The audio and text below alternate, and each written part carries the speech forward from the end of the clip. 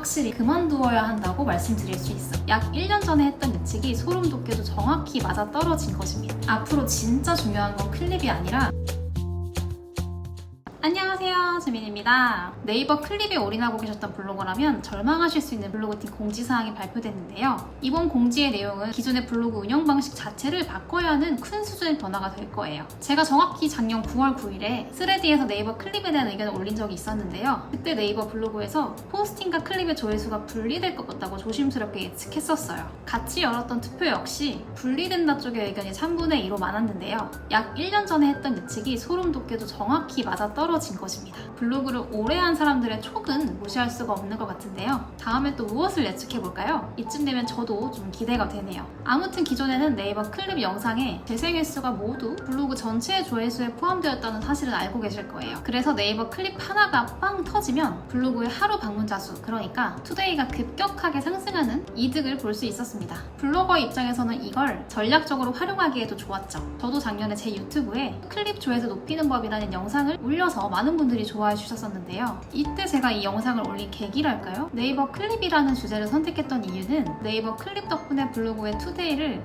기하급수적으로 끌어올릴 수 있었기 때문이었어요. 클립이 터진 덕분에 하루 만에 방문자가 3, 4만이 되는 것은 정말 쉬웠거든요. 블로그 초보분들도 금방 하루 방문자가 폭발하는 경험을 쉽게 할 수 있었고요. 그렇기 때문에 클립에 몰입하시는 분들이 생기기도 했습니다. 반면 이렇게 숫자가 기존과는 너무 다르게 폭등하는 형상에는 몇 가지 의아한 점이 생기는데요. 클립 때문에 방문자 수가 폭발하다 보니 10여 년간 운영하면서 전체 방문자 수를 열심히 올려놓고 있었던 블로거들은 숫자가 의미 없어지니까 허탈한 경우도 물론 있었을 겁니다. 그리고 마케팅 업체들도 이러한 현상에 의문점을 인지하고 있었기 때문에 협업을 할 블로거들을 뽑을 때 투데이를 기준으로 하되 통계 자료를 요청하면서 클립의 조회수는 배제하는 등의 조치를 취하기도 했어요. 방문자 수가 높은 데에 대비해서 포스팅의 영향력은 미미할 수 있기 때문이죠. 또 하나 묘하게 불편했던 건 네이버 TV와 블로그 클립의 이원화 구조였습니다. 네이버 TV라는 자체 영상 플랫폼이 있으면서도 클립과 네이버 TV를 투 트랙으로 가져가는 게 좀 의아하긴 했어요. 근데 또 네이버 TV는 롱폼으로 올릴 수 있지만 블로그는 숏폼만 올릴 수 있게 구분된 구조 자체도 혼란스러웠지만 더 재밌는 건 이 두 플랫폼의 영상이 서로 영향을 주거나 받지 않는다는 점이었어요. 각기 다른 채널에 같은 영상을 중복으로 업로드할 수 있고 서로 누락도 없고 성격도 모호해지다 보니 블로그가 블로그인지 영상 플랫폼인지 본연의 색이 위협받고 있는 것 같기도 했어요.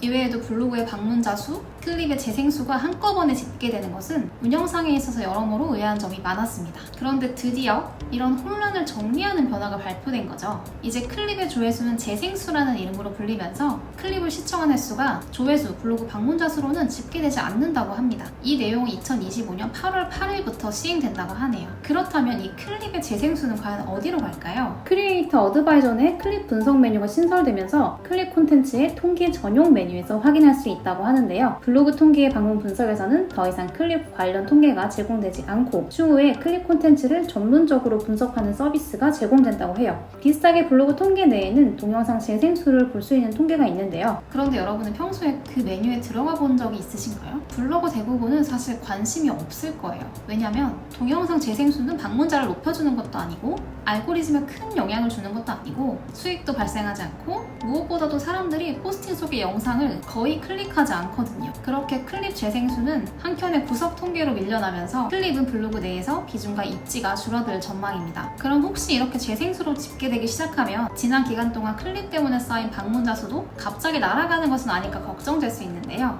공지에 따르면 2025년 8월 8일부터 집계가 시작된다고 하면서 기존에 집계된 것은 건드리지 않고 새롭게 반영되는 데이터만 바뀔 것으로 보입니다. 이제부터 블로거들은 이런 네이버 클립 조회수 분리에 대해 어떻게 대비해야 할까요? 우선 네이버는 숏폼 활성화를 위해 클립 크리에이터는 아무래도 꾸준히 진행할 것 같은데요. 블로거들이 클립에 대한 관심도가 떨어지면서 참여가 저조해지면 클립 크리에이터의 경쟁률은 보다 낮아질 수는 있겠죠. 클립 크리에이터를 해보고 싶은 것이 목적이라면 오히려 좋을 수 있을 거예요. 하지만 블로그 방문자 수를 올리기 위한 목적으로 클립을 활용하셨던 분들은 확실히 그만두어야 한다고 말씀드릴 수 있어요. 무엇보다도 제가 강조드리고 싶은 것은 앞으로 진짜 중요한 건 클립이 아니라 홍판이라는 점입니다. 방문자 수를 올리기 위해서는 클립에 집중하기보다 이제 홍판에 잘 올라가는 포스팅을 작성할 수 있어야 함을 말씀드리고 싶어요. 네이버 클립은 솔직히 투데이를 올리는 효과가 강한 반면 일회성이어서 금방 식지만 홈판은 지속적으로 높은 조회수를 올릴 수 있어서 더 안정적이라는 장점이 있어요.